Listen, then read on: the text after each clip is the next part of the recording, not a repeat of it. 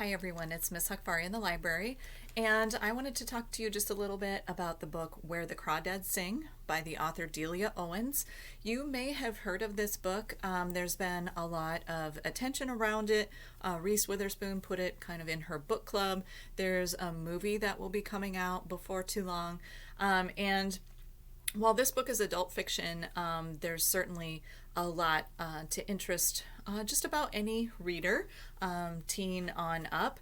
In this story, it's sort of it's one story, but sort of told from the present, and there's sort of a mystery going on in the present.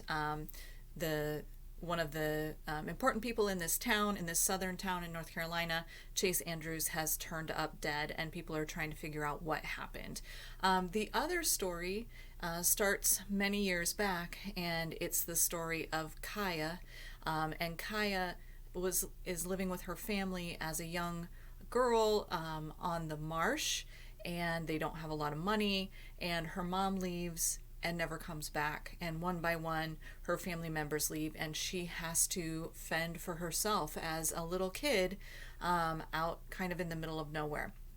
And so it's a really interesting story. It's part historical fiction, it's part murder mystery.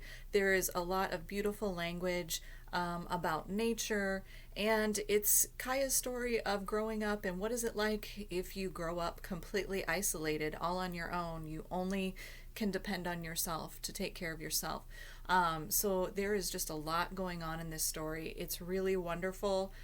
You constantly wonder what's going to happen in the past with Kaya and how she's going to handle all these challenges, as well as in the present, and what's going on with this murder mystery.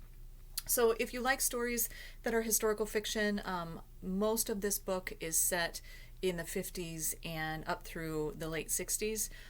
If you like suspenseful stories, if you like stories around nature, if you're interested in survival stories, any of those things, all of that is part of this book, Where the Crawdads Sing.